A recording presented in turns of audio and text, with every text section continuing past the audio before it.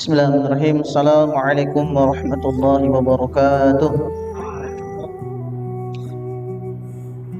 Alhamdulillah wassalatu wassalamu ala Rasulillah wa ala alihi wa sahbihi wa mawala amma ba'du. Qala Rasulullah sallallahu alaihi wasallam wa iyyakum wa muhdatsatil umur fa inna kulla bid'atin dhalalah wa kulla dhalalatin finnar. Amma ba'd. Masyaallah muslimin rahimakumullah, jamaah yang dirahmati Allah Subhanahu wa taala. Hari ini kita lanjutkan kembali kajian hadis yang ke-28 ya. Temanya tentang berpegang teguh pada sunnah Rasulullah SAW.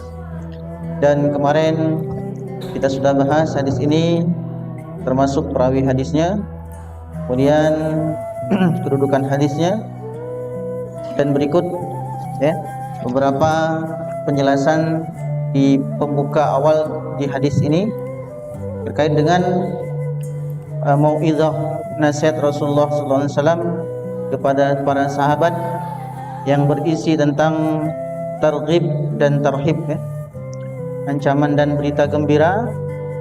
Dan kita masuk sekarang pada bahasan tentang bagaimana hati para sahabat menyikapi ketika Rasulullah SAW menyampaikan hadis ini, sehingga mereka mengatakan ujilat qulubuhum, bergetar hati mereka, wa dzurifat al-uyun, dan air mata mereka berderai, mencucurkan air mata. Nah, hadis ini menggambarkan bahwa betapa lembutnya hati para sahabat Nabi. Jadi mereka itu mudah tersentuh hatinya, lembut hatinya, mudah tersentuh. Ketika mendengar ayat-ayat tentang siksaan, azab, mereka menangis. Ketika mereka mendengar ayat tentang nikmatnya surga, nah mereka bergembira. Kalau kita kan tahu artinya, biasa-biasa saja ya. Itulah kadang-kadang perlu kita memahami artinya. Jangan nanti dibacakan ayat tentang siksa api neraka kayak kemarin tuh, ketawa-ketawa, nggak tahu itu siksaan. Inna syajarataz zaqqum ta'amul athim kal muhli yaghli fil butun. Ayat tentang neraka, wa zaqqum makanan bagi orang yang berdosa. Dan begitu pun ketika orang menjadi qori harus tahu ini ayat tentang apa misalnya, agar membawakannya sesuai dengan nadanya, tidak sembarangan ya. Nah, begitu juga ini terjadi dikarenakan rasa takut mereka kepada Allah Subhanahu wa taala dan keimanan mereka serta pembenaran yang kokoh, apalagi ini diucapkan oleh sang Rasul Nabi kita. Nah, itu tandanya apa? Ya, tandanya mereka orang-orang yang soleh, kesolehannya bukan hanya pada memahami teori-teori keilmuan, akan tetapi teori-teori keilmuan mereka implementasikan sehingga membentuk sebuah karakter akhlak, jiwa dan perilaku yang baik. Ketika menerima ilmu itu cepat masuk, cepat dapat dan gampang mengamalkannya. Bahkan para sahabat Nabi menyebutkan, kami tidak menghafal ayat Al-Quran, melanjutkan hafalan kami sebelum kami membaca 10 ayat, kemudian mentadabburinya, kemudian kami menghafalkannya. Nah, itu yang dilakukan oleh para sahabat Nabi. Nah, levelnya beda tentunya kita dengan mereka berbeda. Nah, tapi kita beruntung, kita masih dalam jalan Allah Subhanahu wa taala dan kita masih yakin dengan Rasulullah SAW, sehingga mudah-mudahan dengan kita belajar bagaimana mereka menyikapi pelajaran-pelajaran Nabi, kita juga bisa untuk minimal ingin meniru sebagaimana yang mereka lakukan. Nah, berikutnya adalah ada hikmah yang terkandung di dalamnya, yaitu diantaranya Allah Subhanahu wa taala berfirman dalam surah An-Nahl ayat 125, ud'u ila sabili rabbika bil hikmah wal mau'izatil hasanah. Kenapa Rasulullah bisa menyampaikan seperti itu? Karena Rasulullah memahami fiqhud dakwah. Karena Rasulullah SAW memahami bagaimana menyampaikan sebuah berita, bagaimana menyampaikan sebuah, kalau kayak macam kita di kajian ya, ilmu berbicara gitu ya, ilmu berbicara, sehingga ketika menceritakan tentang yang sedih dengan mimik tentunya yang sedih, seperti itu. Nah, memanggil, mengajak orang lain itu tentunya harus dengan ya hikmah dengan cara yang terbaik, wal mau'izatil hasanah, dan dengan nasihat yang baik. Kalau menasihati orang dengan cara marah-marah, ketika orang tersebut juga sama, sumbu pendek juga, akhirnya berlawanan. Ya, apalagi dia memang lagi emosi, apalagi dia memang menganggap kita sebagai musuhnya, nah bisa berbahaya. Wajadilhum billati hiya ahsan, dan debatlah mereka dengan cara yang baik.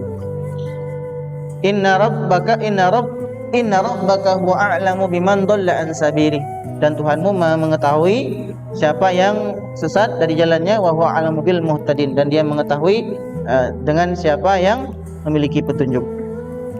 Nah, jadi ada 3 pendekatan dakwah di dalam ayat ini, di antaranya yaitu menyampaikan itu harus dengan hikmah, ya, yaitu penjelasan tentang ajaran Allah Subhanahu wa taala, yang kemudian kita harus tahu metodologi pengajarannya sehingga memang kemudian ya yang kita sampaikan itu masuk di akal gitu. Masuk di akal.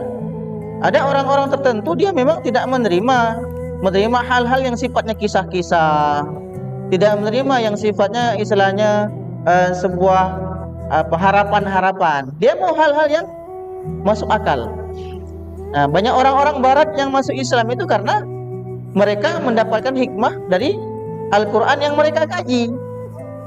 Ya.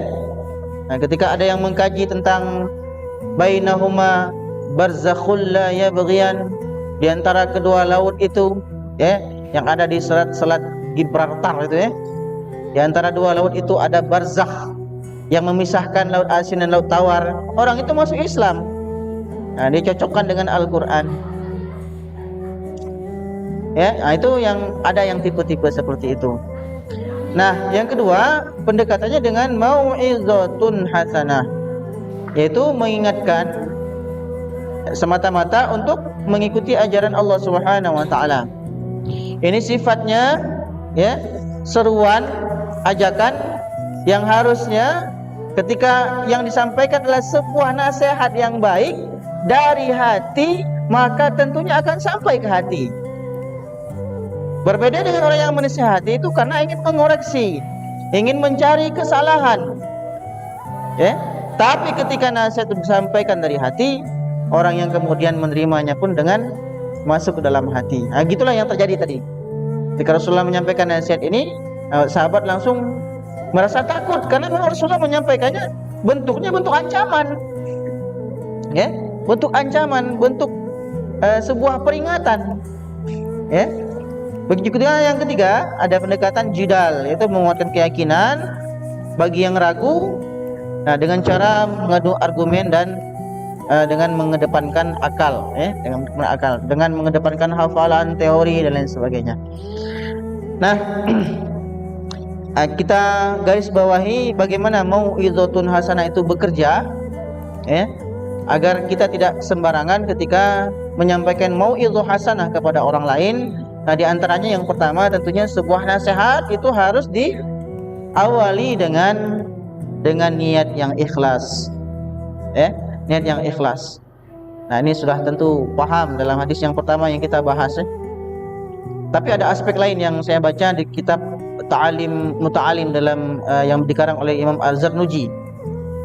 Jadi beliau katakan seperti ini, yaitu sebuah amalan yatasawwaru bi'amali al-akhirah, sebuah amalan yang kelihatannya adalah amalan akhirat.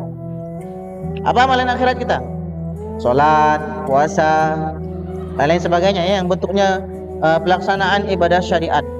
Akan tetapi ketika kita salah dalam bisu'in niyatihi, ini juga hadis Rasulullah, bisu'in niyatihi, karena buruknya niat kita, maka amalan akhirat itu bisa jadi amalan dunia.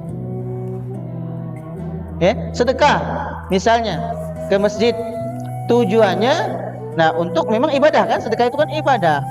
Akan tetapi ada beberapa kasus di beberapa daerah itu sedekah ke masjid karena mau pemilihan umum, kampanye. Jadi berubah jadi amalan dunia. Pas dah terpilih diambil pula karpet. Jadi amalan dunia kan. Kenapa? Bisu'in niyatihi.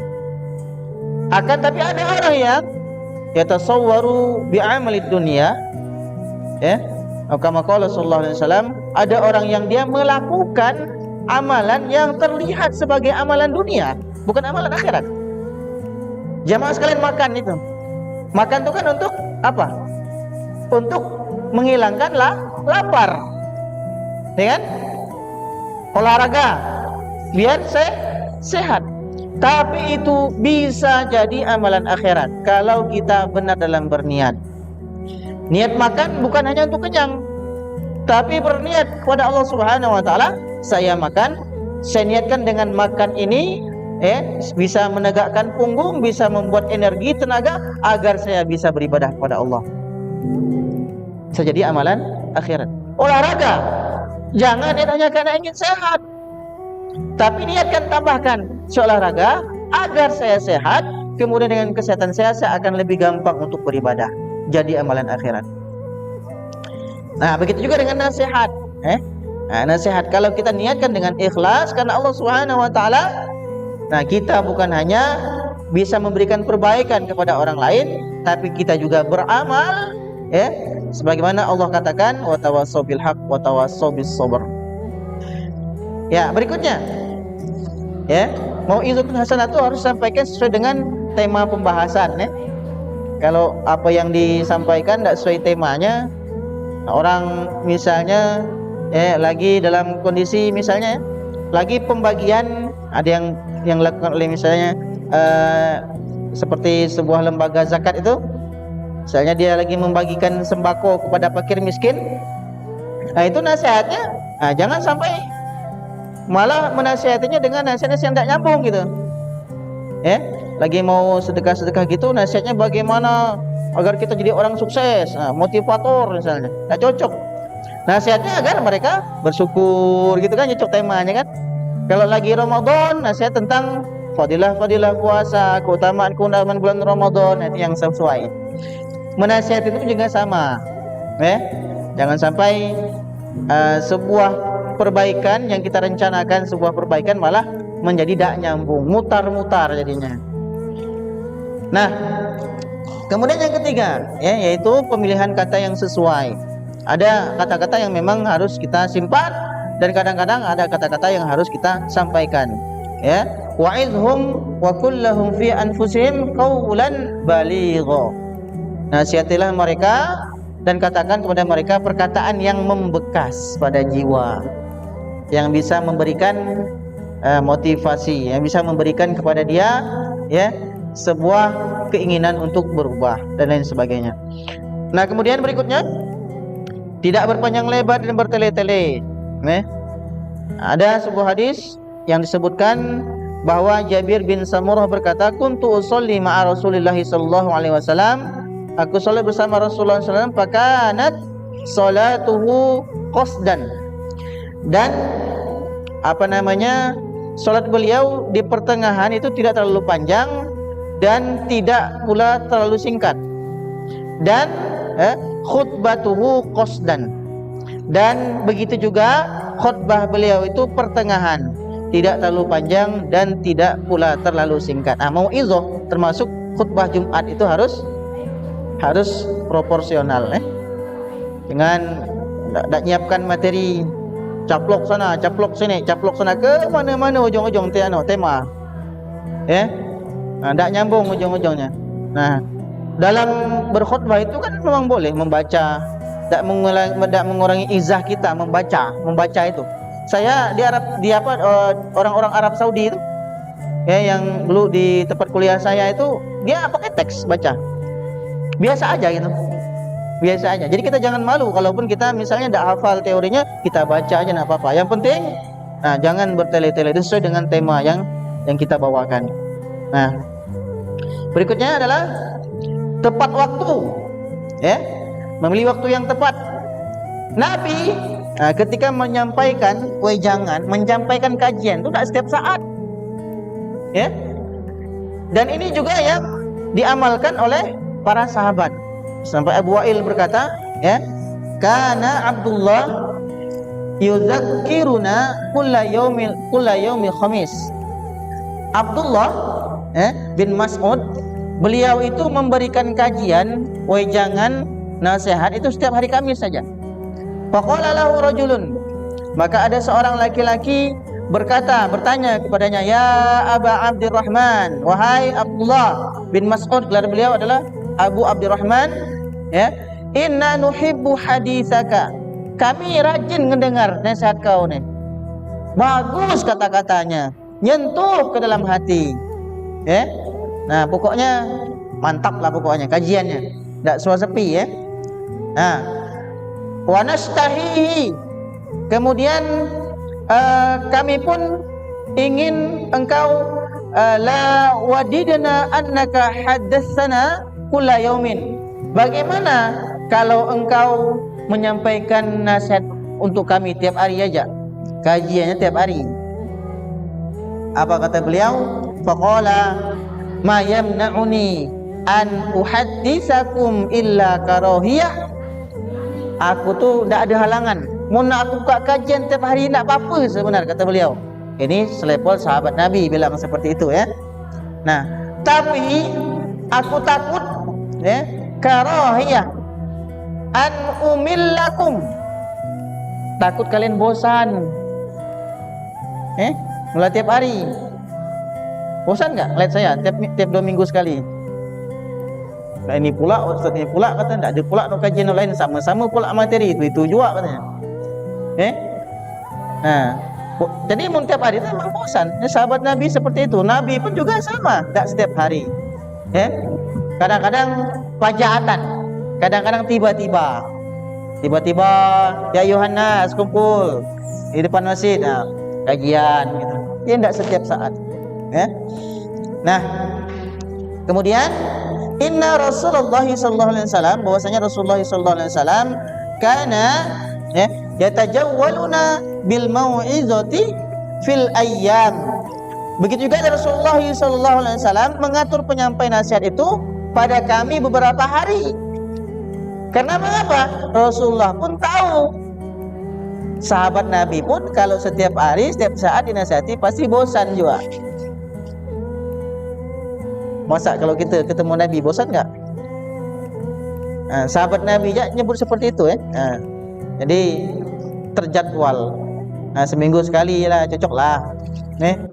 Seminggu sekali ya. Gaya hadis 2 minggu sekali cukup lah. Biar panjang ceritanya kan. Biar berseri dia. Tapi mulai tiap hari, aduh, ya, berat, bosan nanti. Ya, itu ya. Jadi lanjutnya di sini Rasulullah berkata, faqulna, kami berkata, ya Rasulullah, ka'annaha mau'izatan muwaddi'in fa'usina. Wahai Rasulullah sallallahu alaihi wasallam, ini kayaknya ini nasihat perpisahan. Nah, maka perkataan ini para sahabat Nabi itu sudah ngerasa gitu, ya.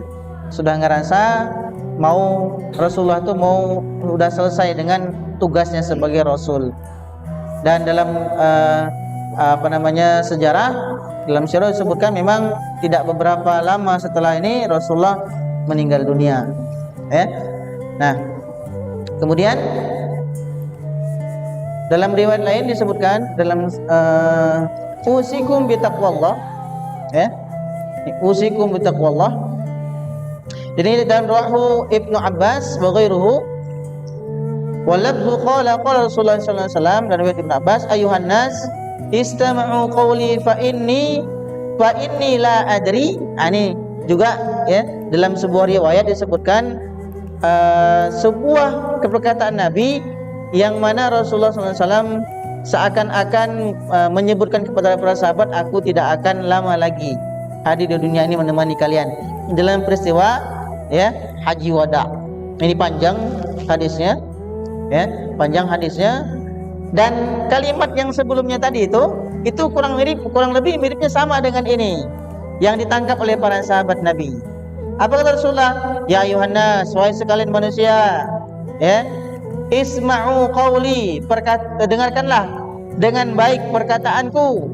Fa inni la adri la'alli la alqakum ba'da yaumi hadza fi hadzal mauqif. Karena kata Rasulullah, aku tidak tahu apakah setelah haji wada ini aku akan bisa bertemu kalian atau tidak. Nah, ya, oke. Berikutnya Rasulullah menyampaikan usikum bitaqwallah azza wa jalla. Jadi yang diwasiatkan Rasulullah yang pertama yaitu Rasulullah menyampaikan wasiat takwa. Ya, yang sudah jadi sebuah keniscayaan, bahkan dalam setiap khutbah Rasulullah senantiasa mewasiatkan wasiat takwa, bahkan dalam khutbah Jumat menjadi sebuah rukun wasiat takwa ini. Dan salah satu wasiat yang terbaik, ya, dari seorang pemimpin kepada bawahannya, seorang murid kepada seorang guru kepada muridnya, seorang orang tua kepada anaknya, itu yang paling berharga adalah wasiat takwa. Ya, wasiat takwa. Nah, Allah Subhanahu wa taala berfirman dalam surah An-Nisa ayat 131, "Wa laqad wasaynal ladzina utul kitaba min qablikum wa iyyakum an taqullah." Dan sesungguhnya kami memerintahkan kepada orang-orang yang diberi kitab sebelum kamu, ya, dan juga kepada kamu, bertakwalah kalian kepada Allah Subhanahu wa taala. Ini adalah sebuah maklumat. Kalau pengertian takwa inilah banyak kita bahas, ya. Ati awamirillah wajtinab nawahihi, menjalankan perintah Allah, meninggalkan larangan Allah Subhanahu wa taala. Apalagi pengertian dari Umar bin Khattab, satunya adalah untuk menghindari duri-duri, itu takwa.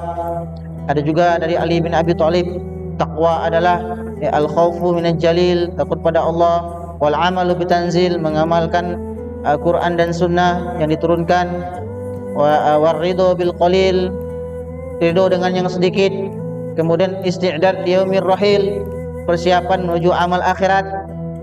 Ada sebuah maklumat ini yang saya rasa belum pernah didengar gitu, ya. Saya cari yang belum pernah didengar saja.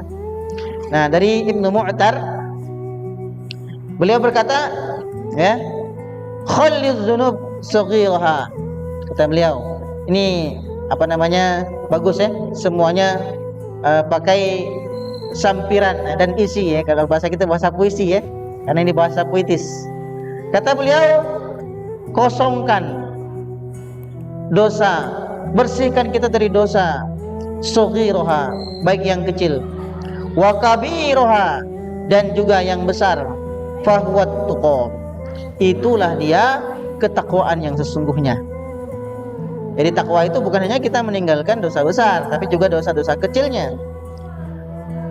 Kun fawqa mashin fawqa aro, jadilah engkau berjalan, ya, di atas jalanan itu, ya, disyauqi yahzaru ma yuro, yang mana di jalanan tersebut tentunya banyak tempat-tempat yang berduri, jalanan yang penuh berduri, ya. Kemudian la tahkirunna saghiraha, jangan meremehkan dosa-dosa yang kecil. Kemudian innal jibal minal hasa, sungguhnya gunung itu dia terbentuk dari batu-batu kerikil. Jadi maksudnya adalah dosa-dosa kecil, rutin, istimror, rajin dosa kecil, lama-lama dia menggunung dan menjadi dosa besar. Fudail bin Iyad mengatakan bahwa ketika kita berbuat dosa itu bukan pada dosa besar kecilnya yang kita lakukan, tapi kita malu kepada zat yang kita durhakai.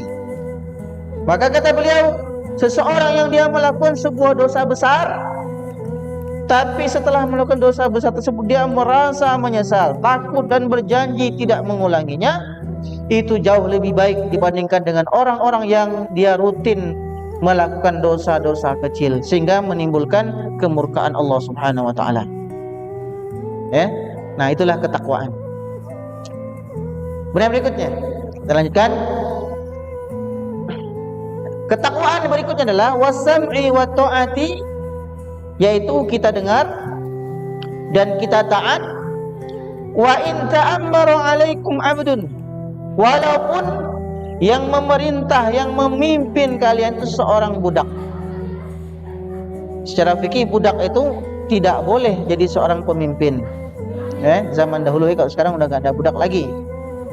Nah, disebutkan dalam hadis ini untuk menjadi sebuah permisalan, sebuah misal, perumpamaan bahwa betapa besarnya dan pentingnya kedudukan kita mentaati seorang pemimpin walaupun dia seorang budak, tapi tentunya bersyarat. Begitu juga ketika Rasulullah SAW mengatakan dengan permisalan yang lain, jadi sering kadang-kadang Rasulullah itu menyampaikan sebuah permisalan. Ini dalam riwayat Ibnu Majah disebutkan permisalannya, man bana masjidan lillah, barang siapa yang dia membangun rumah Allah Subhanahu wa taala, tempat sujud Allah Subhanahu wa taala atau masjid, kamabhasil qatatin, seperti, walaupun hanya seperti sarang merpati. Tidak akan mungkin kita bangun masjid seperti sarang merpati kecilnya, ya kan? Ini permisalan. Au asghara, atau lebih kecil dari sarang merpati tersebut. Artinya sumbangan yang sekecil apapun, perumpamaannya sampai-sampai dia perumpamakan dengan sarang merpati. Nah, sarang merpati rumah-rumah kecil, burung dara, rumah kecil gitu, walaupunnya senilai itu atau lebih kecil dari itu. Apa kata Rasulullah? Banallahu lahu baitan fil jannah, maka Allah akan bangunkan baginya rumah di surga. Nah, ini dalil bagi orang yang ingin membuka wakaf untuk masjid. Nah, kemudian Allah Subhanahu wa taala berfirman dalam surah An-Nisa ayat 59, ya ayyuhalladzina amanu atiiullaha wa atiiur rasul wa ulil amri minkum. Ini yang sudah biasa kita dengar, taati Allah, wahai orang-orang yang beriman, dan taati Rasul dan pemimpin di antara kalian. Kita dulu pernah bahas yang kalau di tempat kita ini yang dikategorikan sebagai ulil amri itu dua komponen, yaitu ulama dan umara. Kalau dahulu kan dia bergabung, kayak Umar, Abu Bakar, ya dia ulama, ya dia umaranya. Nah, di zaman para sahabat-sahabat kemudian berikutnya, tabi'in wa tabi'ut tabi'in, itu ada khusus ulamanya, umaroknya ada, qadhi namanya, seorang hakim. Begitu juga dengan misalnya Arab Saudi sekarang, nah, dia itu pemimpinnya bukan ulama, hanya mereka beruntung karena di garis keturunan kerajaan. Mereka punya lembaga fatwa sendiri yang saya sebutkan di pertemuan yang lalu, mufti-mufti mereka itu ulama mereka yang menentukan kaidah-kaidah hukum. Nah, jadi kita lanjutkan, taat pada pemimpin dibatasi dengan sikap selama yang diperintahkan itu tidak pada kemaksiatan. Kalau perintah kepada maksiatan, la ta'ata, tidak ada ketaatan untuk kemaksiatan. Kita suruh misalnya mengesahkan undang-undang, kita setuju dengan undang-undang menikah sesama jenis, kemaksiatan, tidak boleh kita ikut pemimpin. Nah, misalnya ada orang yang menista agama kita, nah itu kita nggak boleh membenarkannya. Nah, dan kita harus taat, kita tidak boleh taat pada yang hanya disukai atau dibenci. Nah, was-sam'u wa ta'atu haqqun 'alal mar'i fima ahabba au kariha. Kita dengar dan kita taat kepada, inilah adalah hak seseorang pada yang dia cintai atau yang dia benci. Ya, malam yu'mar bimaksiyah, selama yang diperintahkan itu bukan untuk kemaksiatan. Fa idza umira bimaksiatin, kalau yang diperintahkan itu adalah sebuah kemaksiatan, fala sam'a alaihi wala ta'ata, maka tidak ada kata mendengar dan taat pada kemaksiatan tersebut. Ya, ini Ar-Rawi Abdullah bin Umar, hadis Rasulullah SAW. Maka kita harus bisa memilih antara nasihat dan taat. Innallaha yardha lakum salasan, sungguhnya Allah Subhanahu wa taala meridhoi kalian 3 perkara. Wa yakrahu lakum salasan, dan Allah juga tidak suka, tidak ridho kepada kita dengan 3 perkara. Fayardha lakum, dia suka pada kalian, ta'buduhu wa la tusyriku bihi syai'an, kita menyembahnya dan tidak menyekutukannya, wa an ta'tasimu bihablillahi jami'an wa la tafarraqu, kita berpegang teguh pada tali agama Allah Subhanahu wa taala dan jangan bercerai-berai. Wa yakrahu lakum, dan Allah tidak suka, ya, qila wa qala, orang yang suka menyebarkan berita hoax, berita bohong. Qila di sini dikatakan, qala di sini dikatakan. Nah, jadi jangan gampang kita untuk menyebarkan sebuah berita yang belum tertabayun, ya. Nah, pas dicek-cek ternyata hoax, cek-cek hoax. Nah, kalau kira-kira tidak memiliki efek dalam kehidupan kita, dalam agama kita, mendingan simpan untuk pribadi. Nah, wa kasratas su'al, dan tidak suka juga banyak bertanya. Wa idaatil mal, dan juga menyia-nyiakan harta. Ini riwayat Muslim. Abu Bakar As-Siddiq beliau mengatakan, fa inni qad wulitu alaikum wa lastu bi khairikum. Beliau berkata ketika beliau dipilih, diangkat menjadi khalifah, sungguhnya aku ini dijadikan wali, dijadikan khalifah oleh kalian, bukan berarti aku lebih baik dari kalian. Fa in ahsantu fa'inuni, kata beliau, kalau yang aku katakan, yang aku putuskan, yang akan dilakukan itu memang baik, maka bantu aku, kata beliau. Wa in asa'tu faqawwamuni, kalau dia buruk, jelek, maka tinggalkan aku.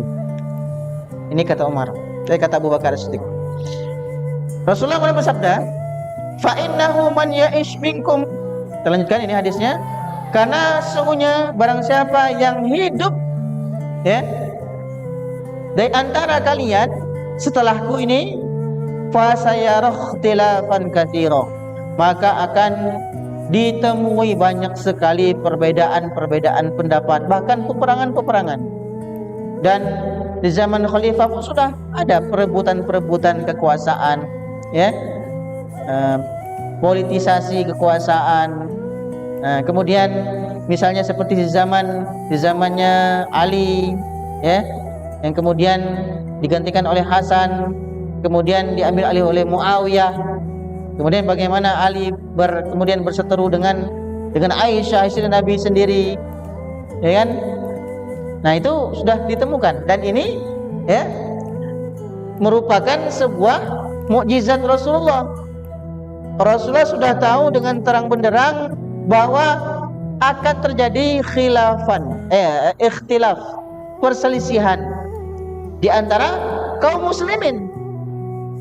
Walaupun sebenarnya belum lama Rasulullah meninggal dunia, apalagi sekarang, yang sudah lama Rasulullah meninggal dunia. Nah, baik, kemudian akan tetapi kalau yang membaca sejarah sirah terkait dengan khilafiyahnya para sahabat, bagaimana mereka berperang, bagaimana mereka memperjuangkan hak mereka dan lain sebagainya, sikap kita dalam menyikapi perselisihan tersebut, kita tetap memuliakan mereka, ya. Nah, kita muliakan mereka. Mereka tetap umat terbaik, khairun nasi qarni, ya. Walaupun sebagian like atau dislike dengan sekelompok pemahaman, atau seorang misalnya khalifah, saya tidak suka dengan khalifah ini, sikapnya terlalu begini. Kita tidak bisa seperti itu. Dikarenakan ya, walaupun mereka berseteru, mereka saling berperang, tetaplah mereka sahabat Nabi dan mereka jauh-jauh lebih mulia dibandingkan dengan kita. Ya. Nah, maka jangan mungkin-mungkin masalah tersebut sehingga menyebabkan loyalitas kepada sebagian yang lain dan memusuhi sebagian yang lain. Nah, kemudian fa'alaikum bisunnati, yang ini yang agak lama membahasnya, ya. Wa sunnatil khulafa'ir rasyidin al-mahdiyyin, dan bagi kalian ketika terjadi perselisihan, perbedaan pendapat, yaitu berpegang teguhlah pada sunnahku dan sunnah khulafa'ir rasyidin dan sunnah khulafa'ir rasyidin al-mahdiyyin yang diberikan Allah petunjuk. Addu 'alaiha bin nawajil, gigitlah sunnahku itu dengan gigi geraham. Nah, artinya ketika Rasulullah perintahkan gigit dengan gigi geraham itu artinya pegang kuat-kuat. Kalau gigit dengan gigi seri, gigi depan itu tidak kuat. Tapi kalau gigit dengan gigi geraham itu semuanya, semua gigi yang gigit, ya, dengan gigi geraham. Jadi peganglah sunnah Rasulullah dengan kuat. Nah, jadi kita bahas sedikit-sedikit sunnah, ya. Secara lughatan itu thariqah, jalan, baik untuk kebaikan maupun untuk keburukan, itu sunnah, ya. Nah, Rasulullah bersabda, "Man sanna sunnatan hasanah." Ini sudah sering kita dengar hadisnya, barang siapa yang membuat sebuah hal yang baru, yang baik tentunya, dan dia beramal dengannya, kana lahu ajruha wa mislu ajri man amila biha, maka dia akan dapatkan balasan sebagaimana orang yang melakukannya, la yanqusu min ujurihim syai'an, tanpa mengurangi pahala orang yang melakukannya. Waman